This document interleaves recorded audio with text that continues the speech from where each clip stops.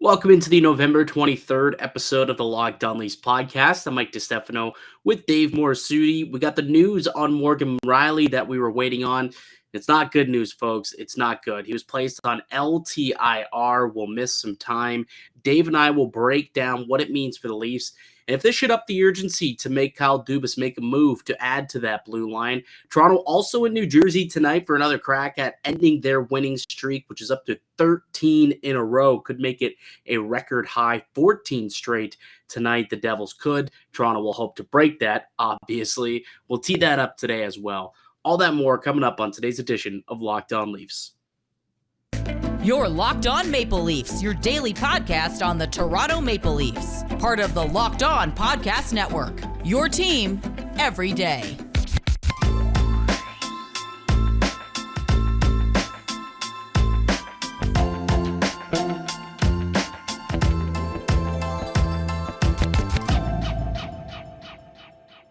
Hello and welcome to the Locked On Leafs podcast, your one-stop shop for all things Leafs. I'm your host, Mike DiStefano from TSN 1050 Toronto Radio, also known as Al's brother on TSN's Overdrive and 1050's Leafs Lunch. Joining me, it's my co-host, Dave Morassutti from Sportsnet, also writer for the NHLPA. Locked On Leafs, the daily Maple Leaf-centric podcast, so be sure to subscribe for free wherever you get your podcasts from. You can also now catch us up on video format up on YouTube. Just hit subscribe and get new videos directly to you each and every day, Monday through Friday, all Leafs, all the time. Got a game night tonight. Toronto taking on the New Jersey Devils for the second time in less than a week, and a chance to beat the streak for the second time in less than a week because they just kept rolling along after they beat Toronto last week in overtime.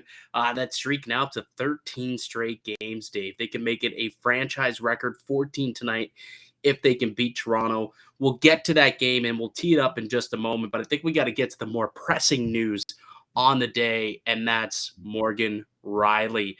Sheldon Keefe came out today and spoke. We got the notification from their PR staff via Twitter. They placed Morgan Rielly on LTIR. Reports out there that it's a grade 1 or a grade 2 MCL sprain, and the early timeline, according to some insiders, I spoke with Darren Dreger earlier today, he believes he's hearing that it could be a 4 to 6 week injury. Not good news for the Toronto Maple Leafs, who are already without Jake Muzzin, without TJ Brody. Now they lose their biggest minute muncher in Morgan Rielly. Yeah, I got when I saw Leafs PR notification on my phone, I said, ooh, no bueno. I didn't even have to open the tweet to know that it was going to be a no bueno. And I read the message, I stared at my phone, and I'm just like, well, day's going off just splendidly. Yeah. We kind of discussed it on the previous episode, but when I heard that he had to get further imaging done, you don't like to hear that, and that's where it made me feel like that. Prepare for the worst, because that's kind of where it felt like it was leaning towards. Yeah, and we've seen those knee-on-knee collisions end up more times than not with knee injuries. Connor McDavid got away with one, pretty lucky. Last week, Alex Edler kind of got an extension there, and he was, good enough. I mean, even later in the game, Austin Matthews, had a bit of a knee-on-knee collision with Oliver Wahlstrom, which saw Rasmus Sandin come in to fight him. But, sometimes you're not as lucky, and obviously the Maple Leafs get hit with a pretty big injury here to Morgan Rielly, a guy who plays over 23 minutes a night. He's the quarterback of their power play. He's on their top pair, and with Rielly with Muzzin and Brody out, even more the load he had to shoulder over the course of the last week or so. And now without him, you're down your first, second, and third defenseman. This team's sitting here with the top pair, Dave, of Mark Giordano, 39-year-old Mark Giordano, I might add.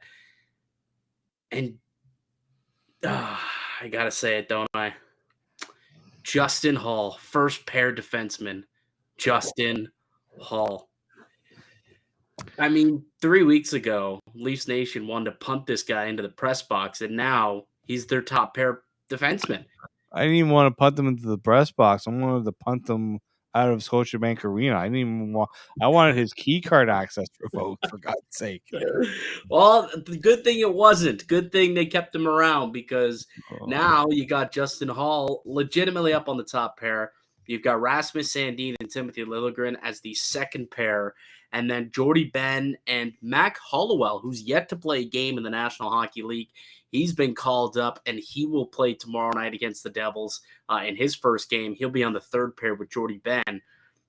But you look at that blue line right now, and I saw a funny tweet that said, "Oh, did they just screw up and did they just resend like no you can retweet something?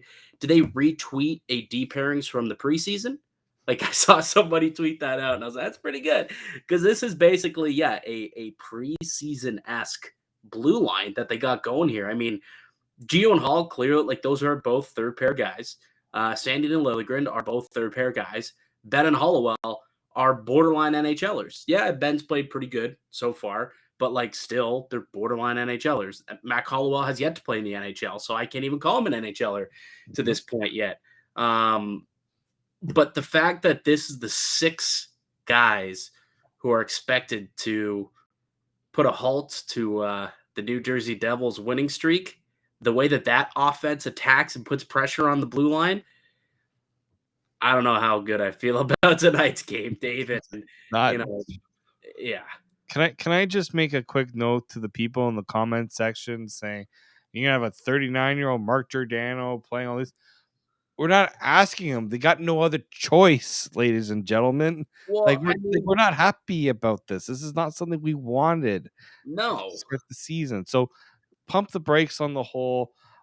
People they're okay with Mark Giordano. No, people are not okay with Mark Giordano on the top pairing. Stop with that. This is not going to go. Look, you can probably get by. I've seen teams get decimated with injuries on the blue line. I have seen it, and some are able to get through it. A game maybe. I think the Leafs played Anaheim one year, and they didn't have like any of their top defensemen, and the Leafs actually lost that game. I don't know if you remember that. It was on that California road trip. Michael Del Zotto was like one of their top defensemen that night. It has been done. I'm not optimistic that it's gonna go well. The only chance the Leafs will have in this game is if Matt Murray takes his game from an elite level to I gotta steal a game. Well, you know how they can get around this? It's not like, yes, that is one way. They could also start scoring some goals. Oh, yes, that sounds like a good idea. You know what I mean? Like they scored 2 goals against the Islanders the other night. You're granted, Ilya Sorokin is a terrific goaltender, and it is tough to put pucks past him. But you're going to have to put up more than 2 goals a game if you want to go out there and you want to win a lot of hockey games. And so far, that this team is averaging sub 3 goals per game. And that really can't continue, especially look at the decimation on the blue line. You look at the uncertainty in net. Yeah, they played well, but there's always going to be that worry like, okay, when is the pumpkin going to show up here in both Matt Murray and when Samsonov gets back in him? But then you look at this blue line as well. It's like, hey, this offense might need to score 5-6 goals in order to win a hockey game. And that's just something they really haven't been capable of doing a whole lot this year. I think only twice they've scored 5 goals in a game. And good luck doing that against a team like the New Jersey Devils tonight, who have quite literally like the second best expected goals against. Yeah. They're in for some tough sledding tonight. A lot going against them. Yeah, if I'm Sheldon Keefe, like I'm telling the forwards, you cheat a little bit, maybe. Like thing is, he's probably also preaching to the forwards to say, yeah, but you can't actually, hold on. They can't cheat. I was gonna say he's probably blue line. Are you kidding me? This team will get absolutely, especially against this club. Yeah, this has to be. So what this team has to do at this point, hope and a prayer, Brody and Rielly all gone, like it's got to be a by committee, and it's not just the 6 blue liners. It's got to be the forward group, lots of support, and they got to try and grind out a 2-1 win. Like honestly, that's almost the way that's going to have to be. Because if not, then they got to score 6 goals. Like those are the two ways I see this game kind of unfolding. It's either going to be a 2-1 grinded out game, or they're going to have to get in a track meet and they're going to have to score 6 goals. Those are the only two scenarios that I see kind of happening tonight for the Leafs. Yeah, when I was saying that in my head, I'm like, yeah, you can't really cheat against the New Jersey Devils, and also Sheldon Keefe is probably going to preach the whole. It's going to not just be on the defenseman, but our forward stepping up in this situation, which is kind of what I would expect Sheldon Keefe to say in a situation like this. But yeah, no, like the New Jersey Devils are probably seeing this matchup and they're salivating because they've been pumping teams like the Senators, no dice. They were like not even close to be on the same level. The Oilers, I don't know if you saw that game. They 5-2. were giving away goals in that one. So, By the way, poor Jack Campbell, who did suffer a broken nose buddy, like in that can't game. catch a break. No, for those who missed it, he literally, so he was the backup that night. They had Stuart Skinner in net, and he was sitting on the bench minding his own business, and up comes a puck out of play, catches him right in the freaking schnoz, and broken nose was what was reported today in practice. So poor Jack. But yeah, the Devils went in and just put an absolute butt whooping on the Edmonton Oilers. Who Every don't team. exactly have the same issue as the Leafs right now when it comes to injuries. I mean, they're not playing well, but they don't have the injury problems the Leafs have right now. They've scored 5 goals in 3 of their last 4. The only one they didn't score five in was the one against Toronto. They limited them to 3 in overtime. But even when you look at like how many times they've scored 4 goals on this, like they haven't. Just looking now during this winning streak, okay, they have scored 3 goals or less only 3 times in 13 games. So in 10 of the 13 games of this winning streak, they've scored 4 or more goals.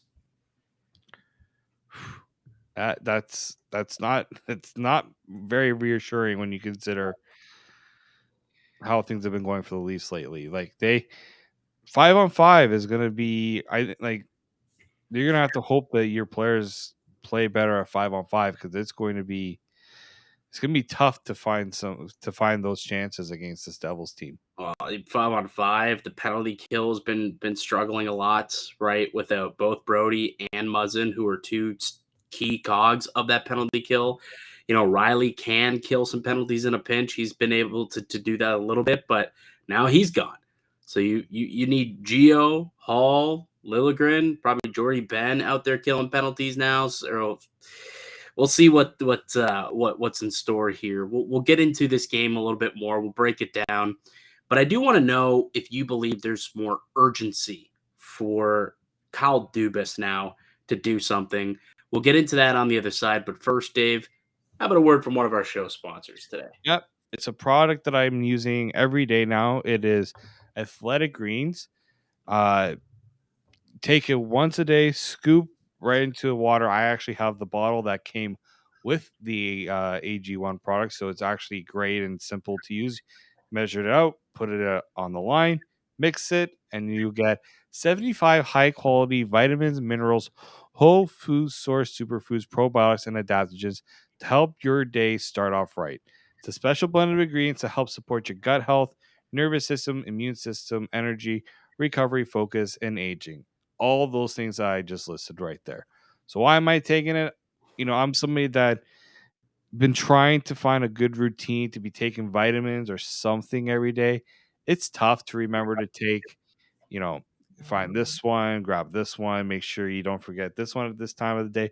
I wanted something that I could do in one shot, and AG1 has actually been the easiest thing for me to do every day. And it's also a lifestyle friendly option. I tell all my friends about it because there's literally no restrictions on it, whether they are keto, paleo, vegan, dairy free, gluten free. There are so many options for them. I always make sure to let them know that it contains 1 gram of sugar, no GMOs, no nasty chemicals or artificial flavors. Anything. So it's also still, it actually tastes pretty good too. A lot of people ask me how it tastes. I think it tastes pretty good.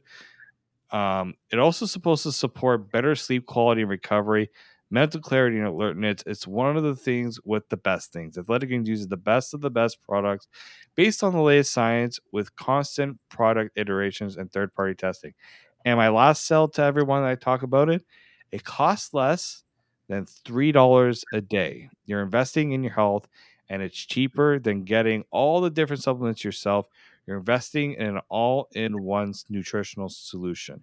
So right now, it's time to reclaim your health and arm your immune system with convenient daily nutrition. It's just one scoop and a cup of water every day. No need for a million different pills and supplements to look after your health.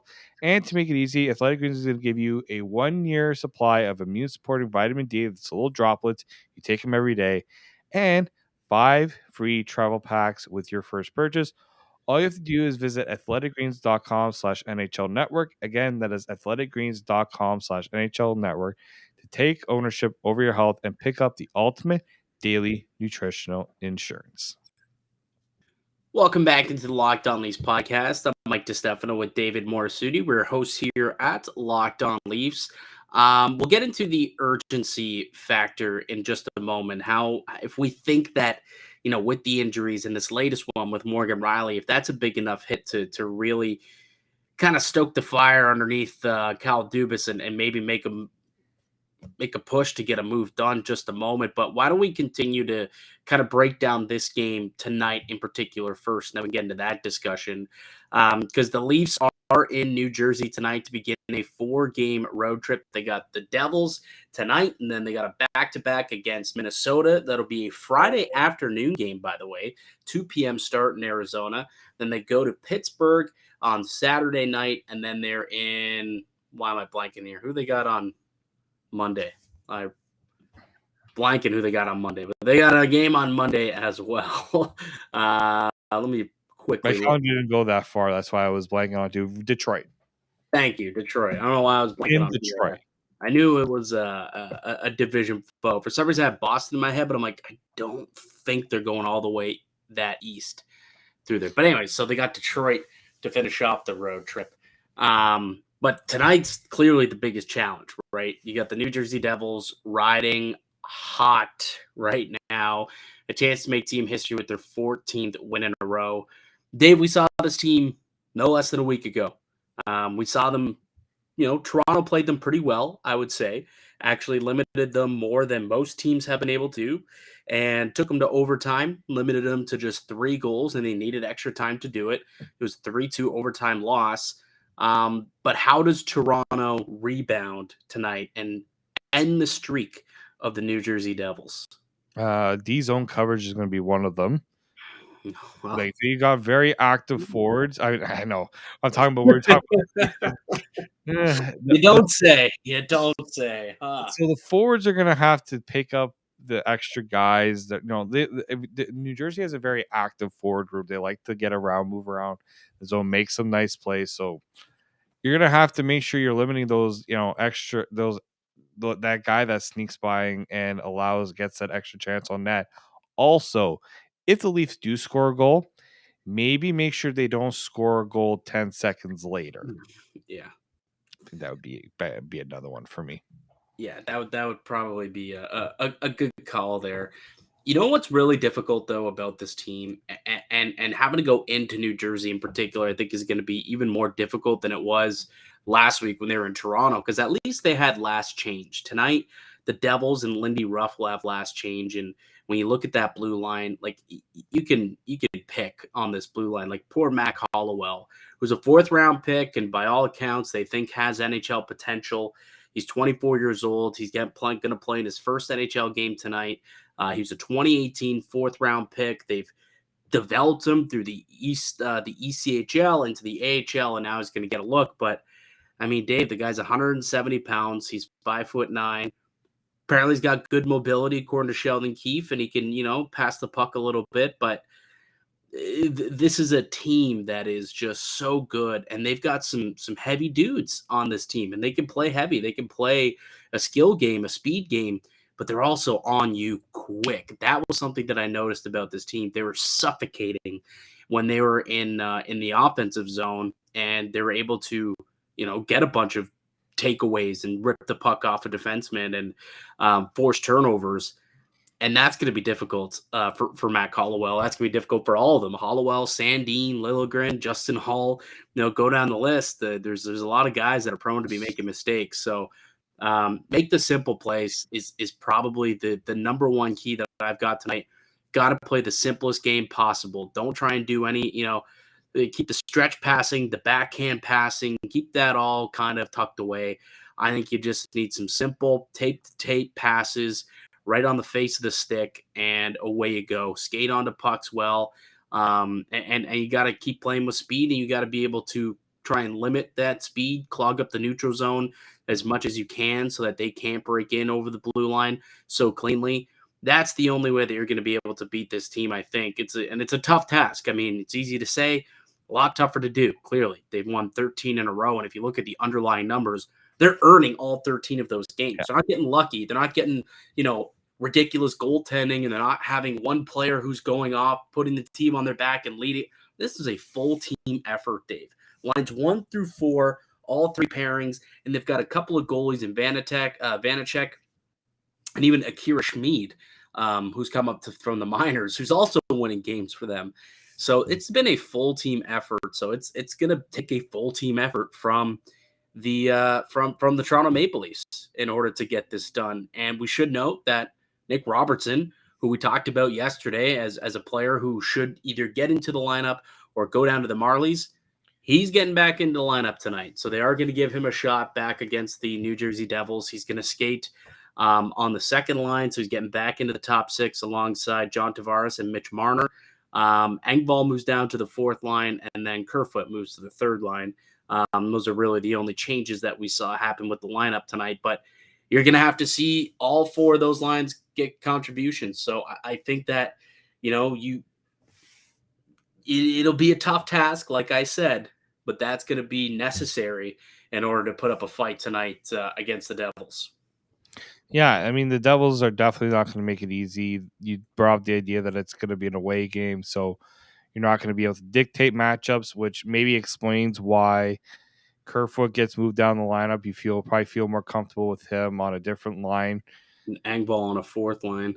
Yeah, exactly. So, yeah, those guys are going to those lines are going to have to step up because New Jersey, we've been pumping their tires quite a bit, deservingly so. They're not going to make this easy. If the Leafs pull this off, we're probably one of the more impressive ones of the season, considering all the circumstances. But it's going to take a lot to earn that up. I mean, I don't even know what the betting favorite, if like the Leafs are favored at all. I would assume maybe not, considering the situations. But I don't think the Devils were favored in last week's game. That's what. They weren't. The Leafs were favored going into the game as the home team, but the Devils are favored going in as the home team tonight. Latest I saw. So it's. I mean, there's a lot of money pouring in on the Devils because the line's moving. It's now at 142. It opened at 118. So lots of money coming in on Jersey, and that probably has to do with the news that Morgan Rielly, the books got from Morgan Rielly that had a lot more money coming in on New Jersey, and they had to move the lines a little bit. Yeah, so maybe the Leafs embrace the underdog mentality. I mean, the good thing is, Dave, they step up when they need to. Yeah, during the regular season. During the regular season. They have stepped up and they've played up to their opponents. They've played tough opponents well. And even, over the course of the years, like whenever Matthews is out for a game, the team kind of bands together and it's a by committee system and they end up finding success somehow. We'll see if tonight they can do the same thing. It's a tough opponent, a real tough opponent. But we'll see. I don't have a good feel about it, if I'm being honest with you. I think we see some New Jersey Devils history made tonight with them if they can get that 14th straight win. But go out there and do your best, Toronto. Do your absolute best. And also, I'm on a personal level, I'm actually pumped for Matt Hollowell to get his first game. He's a Niagara Falls kid, so I've I know the family not like super well, but like when he was drafted, there was buzz. I have friends who are friends with him, and we have mutual friends, and my sister, he's like my sister's age and whatnot. So, I'm happy for the kid making his NHL debut for his hometown club in the Toronto Maple Leafs. So, shout out to Mac. Hopefully he looks okay. He'll probably get beat a couple times. Yeah, he'll probably get beat a couple times, but I mean, can't get walked any worse than Marner did last week when he was playing defense, right? You can. We might actually, maybe we'll see Marner play a little defense in this game, which would probably be. It's funny you say that because I was joking about that earlier. When I heard the Rielly news, I was like, are they going to have to put Marner like legitimately on the blue line as this team's like top pair right shot defenseman and basically just use him as Erik Karlsson? I mean, like, do we want to go down that road, Dave? Not really. but like, think about that for a second. Would you entertain that at all? I mean, realistically, like Brent Burns is the poster child. I should say Brent Burns, not Erik Karlsson, but he's the poster child as someone who was drafted as a forward and then converted into a defenseman and became. There's a little different build up between them, and I get what you're saying with that. I personally don't think it'll happen. But out of complete necessity, like, can you honestly tell me that you feel more comfortable with the top pair of Gio and Hall, or a guy like Mac Hollowell over Morgan Rielly or Mitch Marner? I can't just because it's not his natural position. The experiment has only been with those, cases where you need they need some offense from your defense. They did it against. Didn't they do it against the Islanders? Or it was one of those games. It was the Devils. It was the Devils. That's what I'm saying. He got watched by Nico Hischier. Right. And also the overtime. I mean, the overtime didn't go so well either when you consider he was one of the guys hanging back with the turnovers. I just think you don't try to get too cute with it because it could burn you. Yeah, I mean, I was saying that as a joke, as I was joking about it, but like, I don't know. I'd be curious. You're kind of talking yourself into it a little bit there. Kind of am. It's like, you got to turn over some rocks sometimes, and maybe you turn over a rock and you get an all-star defensive performance out of Mitch Marner one of these days, and who knows? Who knows? In desperate times, calls for desperate measures. That would be a desperate move for sure. But who knows? Who knows? All right. Well, we don't expect Mitch Marner to play significant time as a blue liner. So why don't we take a quick break? And when we get back into it, there's a couple of names have been floated around by some of the insiders and reporters around the NHL. Why don't we talk about some of those names and see what the buzz is on some of those guys who could potentially help this blue line sometime soon with all these injuries. You're listening to Locked On Leafs podcast, part of the Locked On Podcast Network. Welcome back into Locked On Leafs. I'm Mike DiStefano with Dave Morassutti. We're the host of the Locked On Leafs podcast. So the news of the day, Morgan Rielly placed on LTIR with an MCL sprain, going to be out for, well, since he was on LTIR, it's a minimum of 10 games and 24 days. Now they play 11 games within that 24-day span, so he'll miss at least 11 games. But the early reports are that it's most likely going to be a 4 to 6 week injury, which blows past those minimum requirements anyways. So if you're out for 4 to 6 weeks, a month to 6 weeks for Morgan Rielly, TJ Brody, we heard yesterday from Sheldon Keefe, not quite responding as well, not recovering as quickly as they had initially hoped with his oblique injury. Jake Muzzin isn't going to be around for quite some time. Does this up the urgency level if you're Kyle Dubas to go get blue line help now? Or as soon as humanly possible? Like, I understand some people are going to say, well, right now teams are going to try to fleece him because they know he needs a defenseman. But you wait too long. The prices don't get cheaper as you get closer to the trade deadline. So I know, and look, some teams might say, "Oh, you want this guy now? You're gonna have to pony up." You figure you know what, you have to take that chance that you know what, the team can't go on a run where look, they're not exactly in a secure position in the Atlantic Division. Detroit and Tampa are like right behind them. Boston's 9 points ahead. So you don't have a cushion to say, well, we can ride this out a little bit. You have to make that decision of if the defense is something you're going to have to upgrade heading into the trade deadline, why not try to see what you can do now so that you can focus on other things before the trade deadline?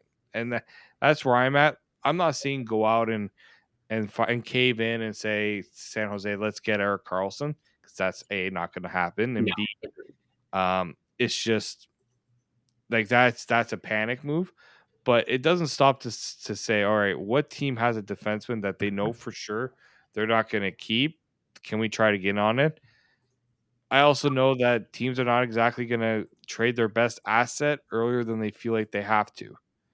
So you're going to have to look at a team that maybe has a defenseman who they can part with and not feel like they're missing out on a big bidding war before the trade deadline. It's tough. There aren't many out there, but the Leafs have certainly been kicking the tires too. Yeah, and I think I hate that we have to clarify this because we're going to get comments about it because we did get one yesterday, I believe. We are well aware how hard it is to trade for a defenseman right now, and that it's not a video game. But we're saying that they need to try and kick tires, which I think Kyle Dubas is doing anyway. We are hearing that have been some discussions with some defensemen that are out there, and I think that's probably a good thing. But realistically, Dave, prior to the Muzzin injury, prior to the Brody injury, and well prior to the Morgan Rielly injury, were we not talking about how this team still needed an upgrade in the top four and needed a bona fide top four defenseman to kind of round out that group? Hopefully someone who could play with Rielly so that Brody and Muzzin could be a shutdown duo together. Like, we've been talking about this all summer. We've been talking about this since last offseason, realistically. Yeah.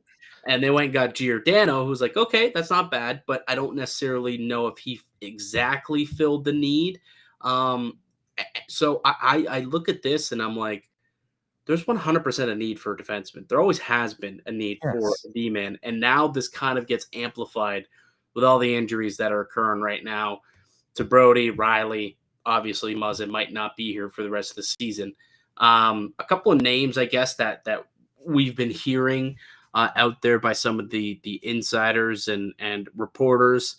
I know Connor Timmins is a name that's kind of been linked to Toronto. A young defenseman who's had some injury troubles. He was traded to the Arizona Coyotes in a deal for Darcy Kemper. What was it, 2 summers ago, I guess? Or last summer, I guess it would have been, rather, from Colorado. But like a young right shot defenseman. Former Sault Ste. Marie Greyhound. I was just going to say former Sioux Greyhound, injury history. Those are really the 2 check marks that comes with Kyle Dubas to make a deal. Legitimately, he calls up and he says, all right, did he play for the Sioux? Yes, he did. Okay. Has he been injured? Is he injury prone? Yeah, kind of. Sign me up. Oh, wait. I got the kicker. Oh. Did he play with Rasmus Sandin during his time at the Sioux? He did. He most certainly did. So I don't know how this trade wasn't done already. Like, how are we the one talking? Like, how is this not in? Like, how Dubas should have been running? It's funny. It's funny because, like, does Connor Timmins? The problem with this trade, Dave, for me at least, there's only one problem with this trade, Mike. Well, yeah, you're right. But the thing is, Connor Timmins doesn't move the needle for me. I don't think this team needs another third pair guy. They need a bona fide top 4 defenseman, preferably one who has some size and can kill penalties effectively. That, to me, is what they need, right? They need that Josh Manson-esque player that the Colorado Avalanche picked up a year ago, right? That's what they need on this blue line in that top 4 because they don't have anyone like that. I was looking at the numbers. Their rebound like chances that they give up are astronomical because they don't got guys who can clear the zone, clear the net. 20% of the goals that they've allowed this year have been rebound goals because they're just not clearing their net and allowing way too many rebound opportunities. They're getting beat, they're getting boxed out, and it's because the size isn't there for a lot of these guys. So I think they need someone who's got some size, but that's besides the point. But like Connor Timmins doesn't move the needle for me in those aspects. He doesn't. I understand. Like he's at least what the reason why Friedman brought up his name How is big is because Connor Timmins? Let me see how big he is before. he's I think 6'2". He's not small, He's not small. but he's not like the 6'4". Like he's not the Ilya Lubushkin. No, he's a That's Niagara cat too. St. Catharines native. Shout out. 6'2", 200 pounds. So like there's some size there, but he's not a he giant. doesn't he doesn't make you feel like, all right, like this is the guy that they need to go and get because he's like they're gonna need to add some size to that blue line. If Muzzin's gone for the rest of the year, that's got to be the number one thing you got to look for. It's not easy to find. Can we also mention quickly before we move on, talk about a couple other players? Connor Timmins. The guy can't make it on Arizona's blue line. He's playing in their minors right now.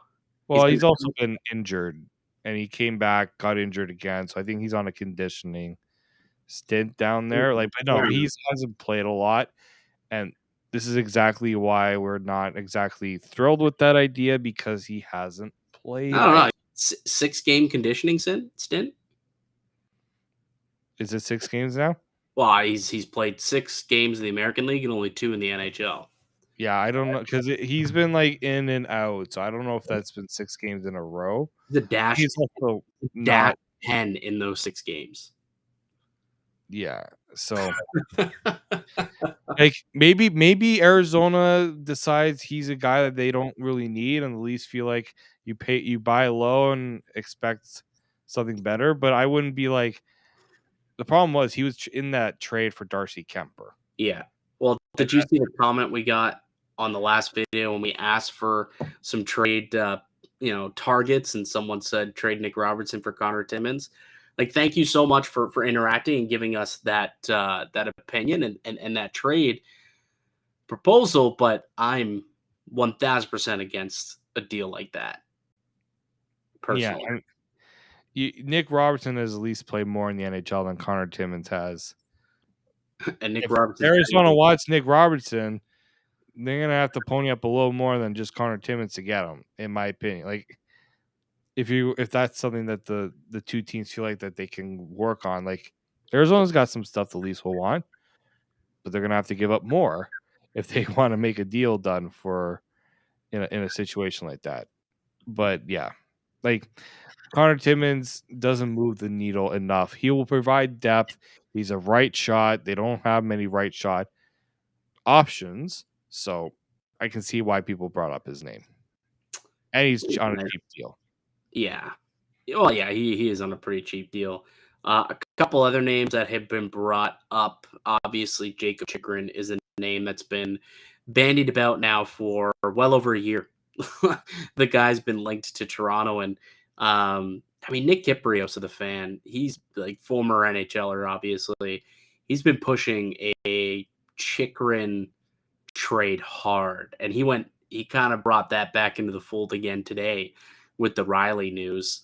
The problem is, Arizona's asking for an arm and a leg. They want 2 first-round picks and something else like on top of that. They're going to want more out of the Leafs because the Leafs don't have great picks to offer. Yeah, and their reasoning for it is rather sound, I would say. Like Brandon Hagel went for 2 first-round picks a year ago, and Lindholm went for a pretty high price a season ago as well. Hampus Lindholm to the Boston Bruins. So, they look at Chychrun and they're like, look, he's got a couple more years left on that deal. It's very cost effective. You're going to pay for that. And I understand it. And I just don't know if Toronto is willing to go there. I know. It just doesn't scream like a deal Kyle Dubas would do in season. Just because I feel like if you're making that Chychrun deal, that's it. That's all you're really going to be able to do. You're not going to be able to. I don't think he's going to be able to sell it to Brandon Shannon to say, all right, we're going to get Jacob Chikrin, but we're also going to need to do X, Y, and B. And Shannon's going to be like, yeah, we can't be throwing all this draft capital and prospect capital on this season. They're just not going to do that. Yeah. Well, we'll see. Another name that I did hear getting thrown around, LeBron brought up Kevin Shattenkirk as an interesting option. Expiring UFA out in Anaheim, right shot defenseman. He's got some size, can move the puck a little bit as well. So Shattenkirk was another name that was brought up by LeBron. Not sure, that he's suggesting that Toronto's interested, but he did say that he did some poking around apparently, and Shattenkirk, who has a no trade, would be willing to waive it to go to Toronto if that did, materialize, if a market did materialize between the two clubs. And so we'll see. I don't know. There's a couple other guys out there. I don't know if there's another name that you kind of saw being floated out there as a potential option. I've always been a big fan of them bringing in a guy like, Connor Murphy, potentially of the Chicago Blackhawks. He's got a couple years left on his deal, obviously, but I think he plays that top four snarl type of role, which I think they need, obviously. Nick Jensen is another player who I've heard, potentially could be on the move and expiring UFA with the Washington Capitals. Vladislav Gavrikov from Columbus is another name I've heard. But he's a left shot, isn't he? He is a left shot, but he's got that big size. He's 213. UFA as well. Like I would prefer Andrew Peak, but I don't think they're willing to let him go. Mario Ferraro would be an interesting one out in San Jose if they're willing to listen on Mario Ferraro. I do like him as a name, like as a player. San Jose has many. There are guys that are definitely going to be stable to that team for a while, but I think there's certain players they would entertain. That's for sure.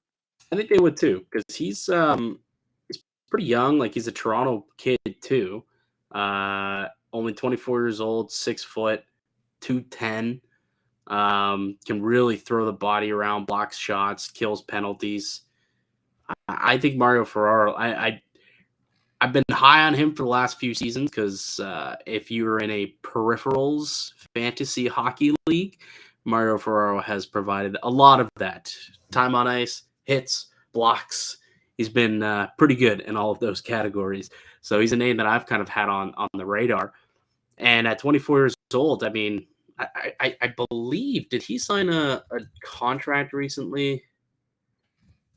Let me check really quickly. It's with the San Jose Sharks. He did sign a 4-year deal. 4 years, $13 million. Yeah, so they might not be willing to move on from him, but $3.25 for a guy who I believe is a top 4 defenseman. King City boy. I mean, maybe the O-Dog can persuade him to get here into Toronto. We'll see. Mario Ferraro is an interesting name, though. Another interesting one out there. Well, we could compile a list of guys. Maybe we could do a little power ranking. 5 guys that we think the Toronto Maple Leafs should target over the course of the next couple of days. We could put that list together and share it with all y'all. In the meantime, give us a list of names that you think the Maple Leafs should target in the comment section down below if you made it 45 minutes into this podcast. God bless you if you did. God bless you if you did. You're the best. Literally, if you've made it this far, I'm just telling you specifically, you're my favorite listener on the pod. Favorite listener. You, right there. Thanks for messing with us for the last 45 minutes. All right. Let's wrap it up here, Dave. That'll do it for us on the podcast. I'd like to thank you all for listening and supporting the show. You can subscribe to the Locked On Leafs podcast on all podcasting platforms and receive daily Leafs content. Follow myself on Twitter at Mickey_Canuck. Follow Dave at D_Morassutti and follow the show at Locked On Leafs. Toronto taking on the Devils tonight. It'll be an interesting one. We'll see what that blue line looks like against a tough attacking New Jersey Devils offense. We will be back tomorrow to recap the game for you. Until then, keep it locked right here on Locked On Leafs.